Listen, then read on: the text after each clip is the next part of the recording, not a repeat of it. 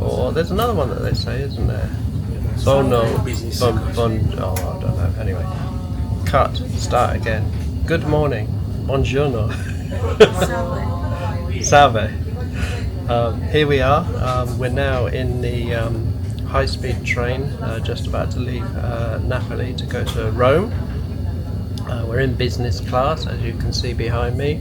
Very nice seats here. I'll have a quick walk through in a minute to let you know. But yeah, the journey's only going to be an hour and 15 minutes. As I said, we've gone business class. We get free refreshments with that as well, which is pretty cool.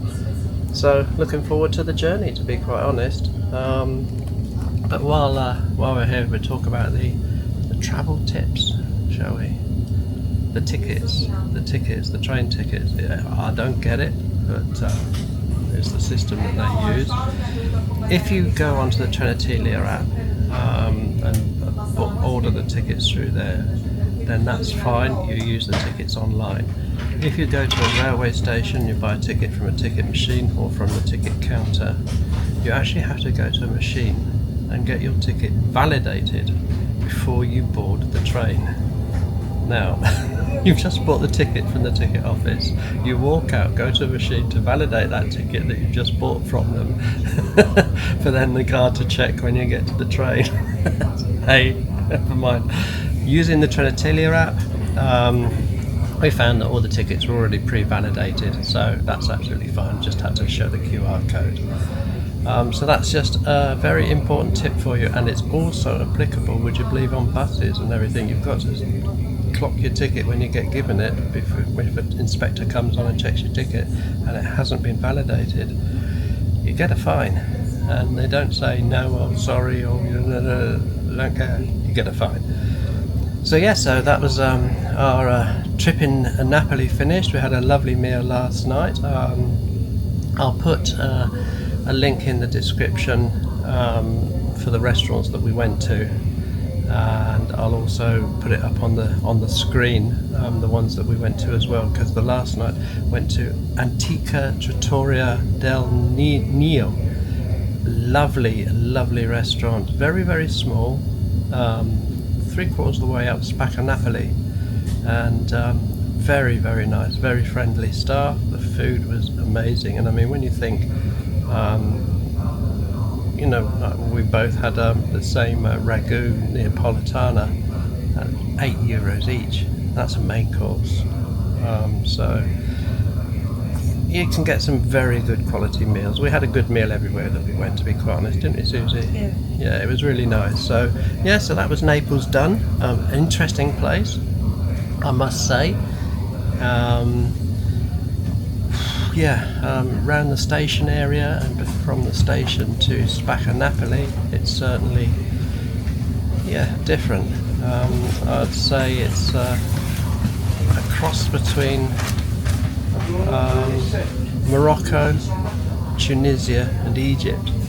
It's absolutely filthy, and it's obviously a very impoverished area, but you can bypass it, but you can cut through to get to Pazza Napoli, the Spanish Quarter, etc. But yeah, just be careful.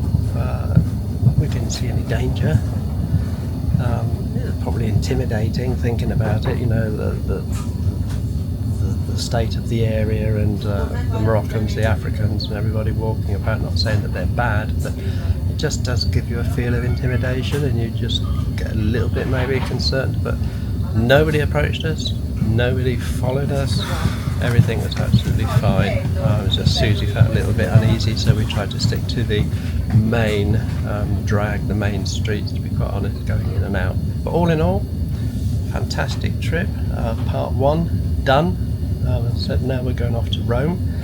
So please continue to watch our videos, our journey, and please click the like and subscribe button, completely free, and we'll catch you in Rome.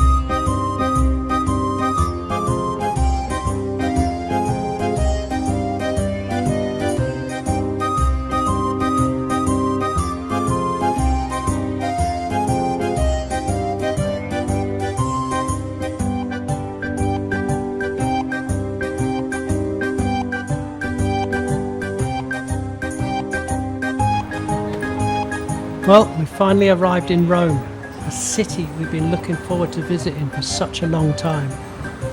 Stepping out of the station, there's just an immediate sense of excitement. History seems to be everywhere, and we're just so eager to begin exploring.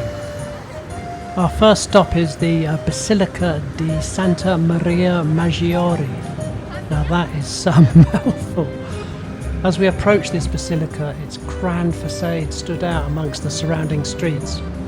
But it's once we actually step inside that the true scale of the building becomes apparent. Towering columns line the nave, intricate mosaics decorate the walls, and sunlight filters through the windows, illuminating details that have survived for more than 15 centuries. It's one of Rome's 4 major papal basilicas, and a fitting introduction to the city's remarkable history and architecture.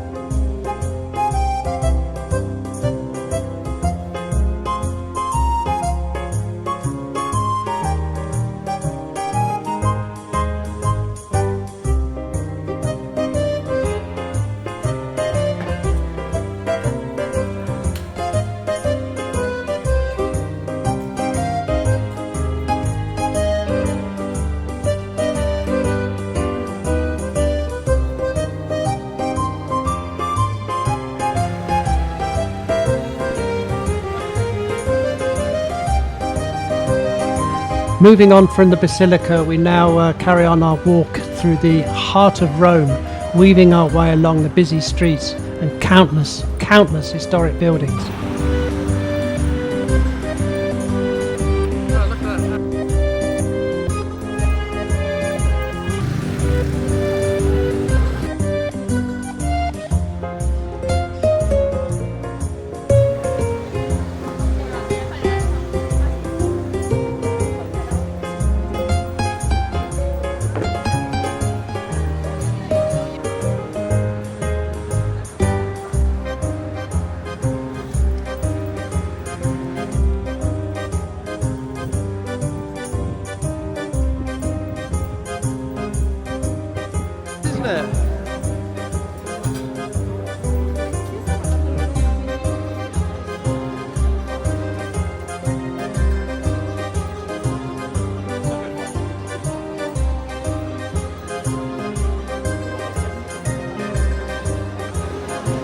Before long, we arrive at one of the city's most famous landmarks, the Trevi Fountain. No matter how many times you've seen it in photographs, watched it on YouTube, videos or whatever, nothing quite prepares you for seeing it in person. So now we're leaving the fountain and we're going to continue our walk through the bustling streets and make our way towards yet another iconic Roman location. And soon, the famous Spanish Steps come into view. The wide staircase rises elegantly towards the Trinità dei Monti church above, creating one of the most recognisable scenes in the city, and probably actually in the world, because many people say, oh, that's the Spanish Steps. Well, we're here. Now we've worked out quite an appetite, to be honest, so it's time for lunch. We decided to head towards Via del Pellegrino and settle into Maggiore, popular restaurant tucked away amongst charming streets near Pazza Navona. We actually saw a group of ladies standing outside, and we were saying to ourselves, do you think it's really worth going in here? And the ladies butted in and said, don't miss it, it's great. I'm not joking, it was. After a busy morning, this was exactly what we were looking for. The restaurant was buzzing with locals and visitors alike, and the smell of freshly cooked pasta fills the air. We settle in and enjoy a classic Roman lunch. Rich sauces, perfectly cooked pasta, and a well-earned break from sightseeing. It's one of those meals that reminds you why Italy is famous for its food. So, refreshed and ready for more exploring, we're going to make the short walk to Pazza Navona. The atmosphere here is completely different from the quieter streets we just left behind. Street performers entertain gathered crowds. Artists display their work around the square, and cafes spill out onto the pavements. At the centre stands Bernini's spectacular Fountain of the Four Rivers, one of the most impressive fountains anywhere in Rome. Built on the site of an ancient Roman stadium, Pazza Navona remains one of the city's most vibrant public spaces.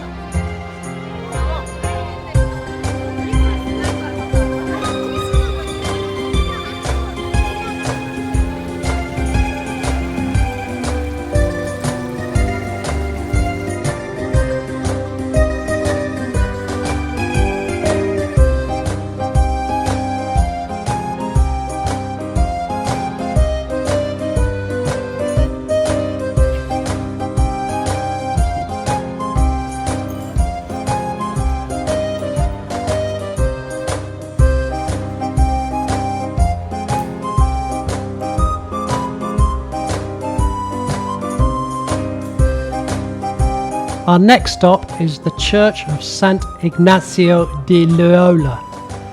We didn't know about this place, and we weren't even thinking about visiting this place or this area. It's just that when we got to the Pantheon Square, it was absolutely rammed. We tried to see if we could get in outside our allotted time, as you have to have tickets for this, allotted time tickets, and we couldn't. We couldn't blag it, we couldn't, so we thought we'll have a little wander and kill some time, and we stumbled across this amazing place. It's a remarkable example of Baroque creativity and one of Rome's hidden gems.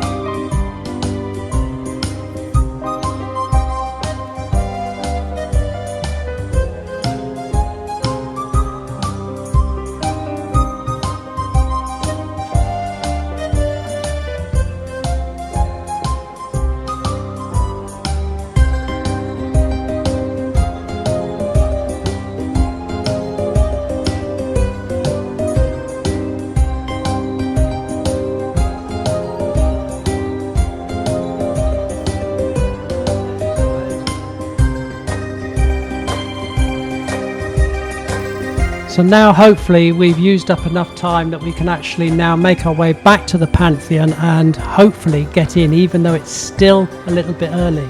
So guys, please bear in mind that attractions like this, you do need to book in advance, and you get given a time slot, and you've got to be within a certain parameter either way of that time slot. Not all of them are like that. I mean, the Basilica di Santa Maria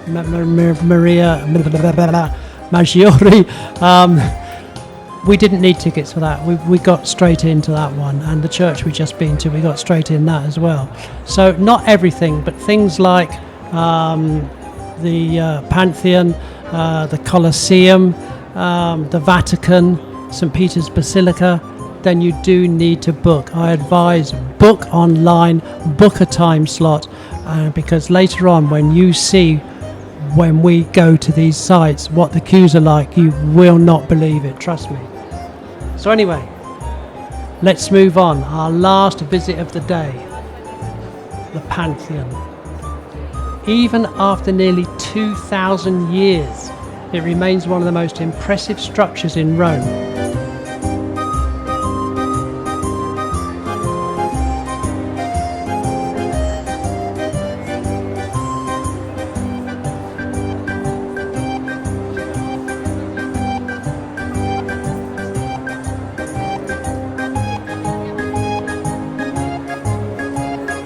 We step beneath the famous oculus and watch as natural light pours into the building from above, creating a peaceful and almost timeless atmosphere. It's the perfect place to end our first day in Rome, really is. From magnificent churches and world-famous landmarks to unforgettable food and centuries of history around every corner, today has been an incredible introduction to the Eternal City.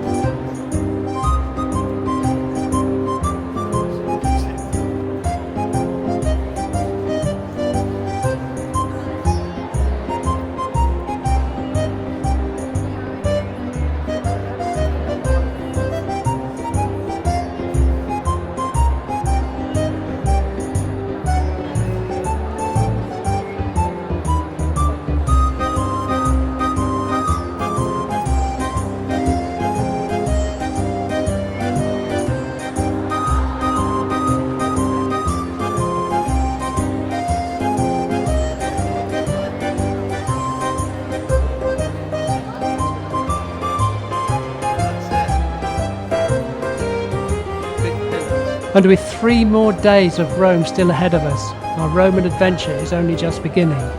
But be sure to follow along as we explore more of Rome's historic landmarks and continue our travels across beautiful Italy. See you on the next one.